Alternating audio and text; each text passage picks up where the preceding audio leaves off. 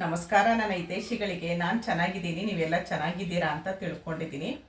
ನನಗೆ ಇವಾಗ 51 ವರ್ಷಕ್ಕೆ ಯೂಟ್ಯೂಬ್ ಮಾಡಿ ಇದರಲ್ಲೊಂದು ಹೆಸರು ಮಾಡ್ತಾ ಇದ್ದೀನಿ. ಅದೆಲ್ಲ ನಿಮ್ಮೆಲ್ಲರೂ ಪ್ರೀತಿಯಿಂದ ಮನಸ್ಸಲ್ಲಿ ಒಂದು ಛಲ ಇತ್ತು ಅಂತಂದರೆ ಅದನ್ನು ಸಾಧಿಸ್ಬೋದು ಅನ್ನೋದಕ್ಕೆ ಒಂದು ಹೆಜ್ಜೆ ಇಡ್ತಾ ಇದ್ದೀನಿ. ಆ ಹೆಜ್ಜೆಗೆ ನೀವೆಲ್ಲ ನನಗೆ ಹಿಂದೆಯಿಂದ ತಳ್ತಾ ಇದ್ದೀರಾ. ನಾವಿದ್ದೀವಿ, ನೀವು ಮುಂದೆ ಹೋಗು, ನಾವಿದ್ದೀವಿ, ನೀವು ಮುಂದೆ ಹೋಗು ಅಂತ ತಳ್ತಾ ಇದ್ದೀರಾ. ಇದೇ ರೀತಿ ನನಗೆ ಸಪೋರ್ಟ್ ಮಾಡಿ. ಇವಾಗೊಂದು ಮಶ್ರೂಮು ಬಿರಿಯಾನಿ ಮಾಡೋಣ. ಅದಕ್ಕೆ ಏನೇನು ಬೇಕು ಅಂದರೆ ನಾನು ಫಸ್ಟು ಒಂದು ಕುಕ್ಕರ್ ಇಟ್ಕೊಂಡು ಒಲೆ ಅಂಟಿಸ್ಕೊಂಡಿದ್ದೀನಿ. ಕುಕ್ಕರ್ ಸ್ವಲ್ಪ ಬಿಸಿ ಆಗಲಿ. ಸ್ವಲ್ಪ ಕೊತ್ತಂಬರಿ ಸೊಪ್ಪು ತೊಗೊಂಡಿದ್ದೀನಿ, ಪುದೀನ ಸೊಪ್ಪು ತೊಗೊಂಡಿದ್ದೀನಿ, ಸ್ವಲ್ಪ ಮೆಂತ್ಯ ಸೊಪ್ಪು ತೊಗೊಂಡಿದ್ದೀನಿ, ಒಂದು 5-6 ಮೆಣಸಿನ್ಕಾಯಿ ತೊಗೊಂಡಿದ್ದೀನಿ. ನೀವು ಎಷ್ಟು ಕ್ವಾಂಟಿಟಿ ಮಾಡ್ತೀರಾ ಅದ್ರ ಮೇಲೆ ಡಿಪೆಂಡ್ ಆಗುತ್ತೆ.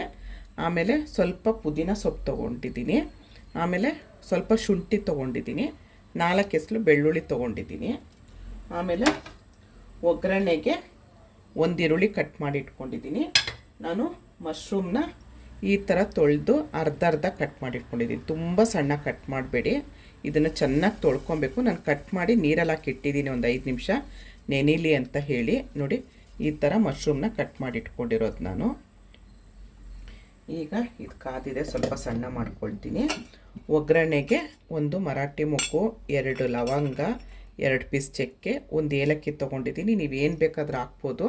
ನನಗೆ ಜಾಸ್ತಿ ಮಸಾಲೆ ಆದರೆ ನಂಗೆ ತಿನ್ನೋಕ್ಕಾಗಲ್ಲ, ಅದಕ್ಕೋಸ್ಕರ ಒಬ್ಳಿಗೆ ಮಾಡ್ಕೊಳ್ಳೋದಲ್ವ, ಒಂದು ಸಣ್ಣ ಲೋಟದಲ್ಲಿ ಅಕ್ಕಿ ಹಾಕ್ಕೊಂಡಿದ್ದೀನಿ. ಇದನ್ನು ನಾನು ಇವಾಗ ತೊಳ್ಕೊಳ್ತೀನಿ. ಅಕ್ಕಿನ ತೊಳ್ಕೊಂಡು ನೀರು ಬಸ್ತಿ ಇಟ್ಬಿಡ್ತೀನಿ, ಅದು ಒದ್ದೆಲ್ಲೇ ನೆನೆಯುತ್ತೆ.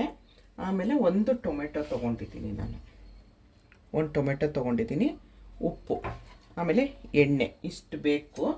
ನಾನು ಕೊಬ್ಬರಿ ಎಣ್ಣೆ ಯೂಸ್ ಮಾಡೋದ್ರಿಂದ ನಾನು ಕೊಬ್ಬರಿ ಎಣ್ಣೆನೇ ಹಾಕ್ತೀನಿ. ನೀವು ಯಾವ ಎಣ್ಣೆ ಆದರೂ ಹಾಕ್ಕೊಳ್ಳಿ. ಹಾಕ್ಕೊಂಡಿದ್ದೀನಿ, ಕೊಬ್ಬರಿ ಎಣ್ಣೆ ಹಾಕಿದ್ದೀನಿ. ಅದು ಸ್ವಲ್ಪ ಬಿಸಿ ಆಗಲಿ. ಎಣ್ಣೆ ಬಿಸಿ ಆಯಿತು. ಅಕ್ಕಿನ ತೊಳೆದು ನೀರು ಬಸ್ತಿಟ್ಕೊಂಡಿದ್ದೀನಿ. ಆ ಒದ್ದೆಲ್ಲೇ ಆಗುತ್ತೆ. ನೀವು ಯಾವ ಅಕ್ಕಿ ಆದರೂ ಹಾಕ್ಕೊಳ್ಬೋದು. ನೀವು ಬಾಸುಮತಿ ಅಕ್ಕಿ, ಜೀರಾ ರೈಸು, ನೀರಿತ್ತೇನೋ ಕೆಳಗಡೆ ಹಾಕ್ಕೊಳ್ಬೋದು. ಇದು ಫ್ರೈ ಆಯಿತು. ಈರುಳ್ಳಿ ಹಾಕ್ಕೊಳ್ತೀನಿ. ಈರುಳ್ಳಿ ಸ್ವಲ್ಪ ಫ್ರೈ ಆಗಲಿ. ಅಷ್ಟರೊಳಗಡೆ ಇದನ್ನೆಲ್ಲ ನಾವು ನೀರು ಹಾಕದೆ ರುಬ್ಕೊಳ್ಳೋಣ, ತರ್ತರಿಯಾಗೆ ರುಬ್ಕೊಳ್ಳೋಣ. ಚೆನ್ನಾಗಿ ತೊಳ್ಕೊಂಡು ರುಬ್ಕೊಂಡು ಬರ್ತೀನಿ ನಾನು. ಮಶ್ರೂಮ್ನ ತೊಳೆದಿಟ್ಕೊಂಡಿದ್ದೀನಿ. ಈರುಳ್ಳಿ ಬಾಡ್ತಾ ಇದೆ. ಒಂದು ಟೊಮೊಟೊ ಹೆಚ್ಚಿಟ್ಕೊಂಡಿರೋದಿದೆ. ಇದನ್ನಿಷ್ಟನ್ನ ಇವಾಗ ನಾನು ನೀರು ಹಾಕ್ಕೊಳ್ದೆ ತರ್ತರಿಯಾಗಿ ರುಬ್ಕೊಂಡು ಬರ್ತೀನಿ. ನೋಡಿ, ಈರುಳ್ಳಿ ಇಷ್ಟ ಆಗುವಾಗ ನಾವು ಈ ಟೊಮೊಟೊ ಹಾಕ್ಕೊಳ್ಳೋಣ. ಈ ಹಂತದಲ್ಲಿ ನಾವು ಏನು ನೀರು ಹಾಕದೆ ರುಬ್ಬಿಟ್ಕೊಂಡಿದ್ವಿ ಮಸಾಲೆ, ನೋಡಿ ನಾನು ನೀರು ಹಾಕದೆ ರುಬ್ಬಿಟ್ಕೊಂಡಿದ್ದೀನಿ. ಇದನ್ನು ಹಾಕ್ಕೊಳ್ತೀನಿ. ಮಸಾಲೆ ಮತ್ತು ಟೊಮೊಟೊ ಚೆನ್ನಾಗಿ ಬೇಯಬೇಕು. ಮಸಾಲೆದು ಹಸಿ ವಾಸನೆ ಹೋಗಿ ಮೇಲೆ ಎಣ್ಣೆ ಜಿಡ್ಡಿನ ಅಂಶ ಬಿಡಬೇಕು, ಅಲ್ಲಿವರೆಗೂ ಫ್ರೈ ಮಾಡ್ಕೊಳ್ಬೇಕು ನಾವು. ಇದೇ ಮೇಯ್ನ್ ಇರೋದು. ಇದಕ್ಕೆ ನಾನು ಇವಾಗ ಒಂಚೂರು ನೀರು ಹಾಕಿ ಗಲ್ಪಿಸ್ಕೊಳ್ತೀನಿ. ಸ್ವಲ್ಪ ಹಾಕ್ಕೊಳ್ತೀನಿ ಅಷ್ಟೇ, ಜಾಸ್ತಿ ಹಾಕ್ಕೊಳ್ಳಲ್ಲ.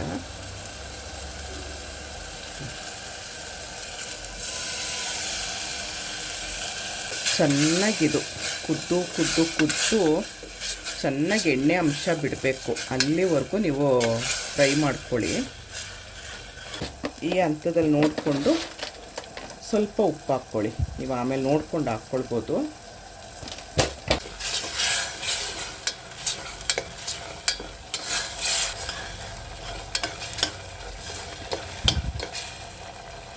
ಇದು ನೋಡಿ, ಈ ಥರ ಎಣ್ಣೆ ಅಂಶ ಮೇಲೆ ಬರೋವರೆಗೂ ನಾವು ಫ್ರೈ ಮಾಡ್ಕೊಂಡು ಮೇಲೆ ಈಗ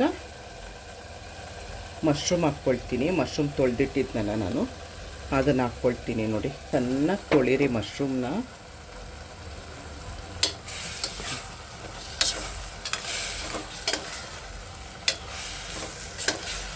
ಅದು ನೋಡೋಕೆ ಹಂಗೆ ಅನಿಸೋದಷ್ಟೇ, ಆದರೆ ಸ್ವಲ್ಪ ಬೆಂದಿದ ತಕ್ಷಣ ಚಿಕ್ಕದಾಗೋಗುತ್ತೆ. ನಿಮ್ಗೆ ಆಮೇಲೆ ಸಿಗೋದೇ ಇಲ್ಲ ಮಶ್ರೂಮು.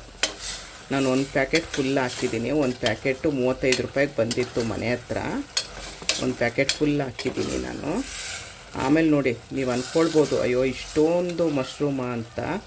ಅದು ಸ್ವಲ್ಪ ಬಾಡಿದ್ಮೇಲೆ ಏನೂ ಇರಲ್ಲ. ಈ ಹಂತದಲ್ಲಿ ನಾನು ಅಕ್ಕಿನ ಏನು ನಾನು ತೊಳೆದು ನೀರೆಲ್ಲ ಬಸ್ತಿಟ್ಕೊಂಡಿದ್ದೆ ಅದನ್ನು ಹಾಕ್ಕೊಳ್ತೀನಿ ನೋಡಿ. ಇವಾಗ ಇದನ್ನು ನೀರು ಹಾಕಬೇಡಿ, ಸ್ವಲ್ಪ ಫ್ರೈ ಮಾಡಿ, ಮಶ್ರೂಮ್ ಜೊತೆಲೇ ಸ್ವಲ್ಪ ಫ್ರೈ ಮಾಡಿ. ಈ ಥರ ಒಂದು ಸರಿ ಮಾಡಿ ನೋಡಿ, ಎಷ್ಟು ಚೆನ್ನಾಗಿ ಬಂದಿರುತ್ತೆ, ನಿಮಗೆ ಗೊತ್ತಾಗುತ್ತೆ. ಹೋಟೆಲಲ್ಲೆಲ್ಲ ತಿಂತಿರಲ್ಲ ಆ ಥರ ಇರುತ್ತೆ. ನಾವು ನೀರೇ ಹಾಕಿರಲಿಲ್ಲ, ಮಶ್ರೂಮ್ದು ನೀರು ಬಿಡುತ್ತೆ ನೋಡಿ, ಎಷ್ಟು ನೀರು ಬಿಡ್ತಾ ಇದೆ. ತೊಗೊಂಡಿದ್ದು ನಾನು 2 ಲೋಟ ನೀರು ಹಾಕ್ಕೊಳ್ತೀನಿ. ನಾನು ಒಂದು ಹಾಕ್ಕೊಂಡೆ, ಒಂದು ಇದರಲ್ಲಿ ಮಸಾಲೆ ಎಲ್ಲ ಇತ್ತು ಅಂತ ಹೇಳಿ ಇದರಲ್ಲೇ ಹಾಕ್ಕೊಂಡಿದ್ದೀನಿ. 2 ನೀರು ಸಾಕು. ನೀವು ಅಕ್ಕಿ ಹೊಸದು ಅಂತ ಅಂದರೆ ಒಂದು 1/4 ಭಾಗ ಕಡಿಮೆನೇ ಹಾಕ್ಕೊಳ್ಳಿ. ಆಮೇಲೆ ಈ ಬಾಸುಮತಿ ಅವೆಲ್ಲ ಅಂದರೆ 1/4 ಭಾಗ ಕಡಿಮೆನೇ ಹಾಕ್ಕೊಳ್ಳಿ, ಯಾಕಂದರೆ ಅದೆಲ್ಲ ಜಾಸ್ತಿ ನೀರು ಹಿಡಿಯಲ್ಲ. ಇದಕ್ಕೆ ನಾನು ಮಾಮೂಲಿ ನನಗೆ ಉದ್ರುದ್ರಾಗಿದ್ದರೆ ನನಗೆ ಸ್ವಲ್ಪ ಆಗಲ್ಲ, ಹಾಗಾಗಿ ನಾನು ಸ್ವಲ್ಪ ಹದವಾಗಿ ಬೆಂದಿರೋದೇ ತೊಗೊಳ್ಳೋದು.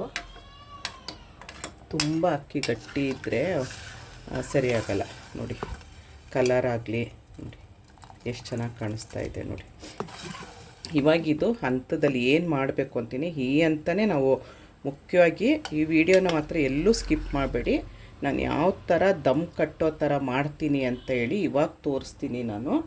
ನೀವು ವಿಡಿಯೋನೆಲ್ಲಾದರೂ ಸ್ಕಿಪ್ ಮಾಡಿದ್ರೆ ಖಂಡಿತ ಗೊತ್ತಾಗಲ್ಲ.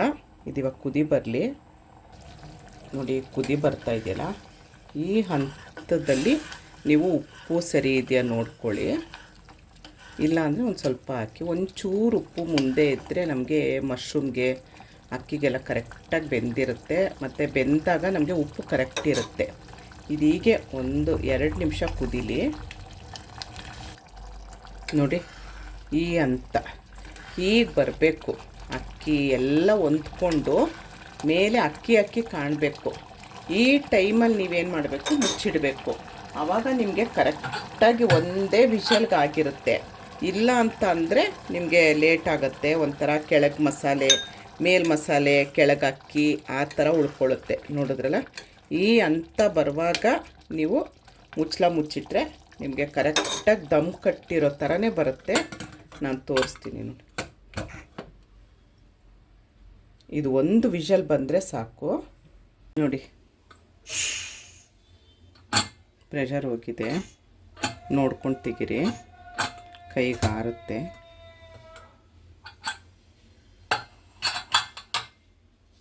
ನೋಡಿ ಎಷ್ಟು ಎಲ್ಲ ಹೊಂದ್ಕೊಂಡಿರುತ್ತೆ.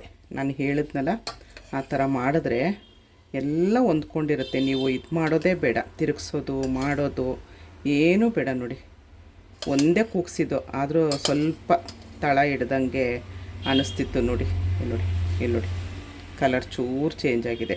ಒಂದು ಕೂಗಿಸಿದ್ರೆ ಸಾಕು, ಬಿಸಿ ಬಿಸಿ ಹಾಕ್ಕೊಡ್ತಾಯಿದ್ರೆ ಎಷ್ಟು ಚೆನ್ನಾಗಿರುತ್ತೆ ಗೊತ್ತಾ ಮಶ್ರೂಮ್ ಬಿರಿಯಾನಿ ನೋಡಿ.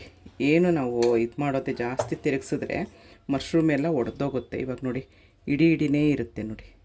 ಇಲ್ಲಿ ನೋಡಿ, ಈಗ ಸರ್ವ್ ಮಾಡೋಣ.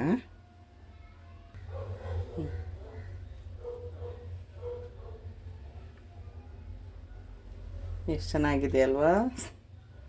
ಈ ಥರ ವೆರೈಟಿ ಮಾಡ್ಕೊಂಡು ತಿಂತಾಯಿದ್ರೆ ಸೂಪರಾಗಿರುತ್ತೆ ನೋಡಿ. ಒಂದೊಂದು ತುತ್ತಕ್ಕೂ ನಿಮಗೆ ಮಶ್ರೂಮ್ ಸಿಗುತ್ತೆ ನೋಡಿ. ಮಶ್ರೂಮ್ ಈ ಥರ ಸೀಳ್ಬಿಟ್ಟಿರಲ್ಲ, ಇಡಿಯಾಗಿರುತ್ತೆ.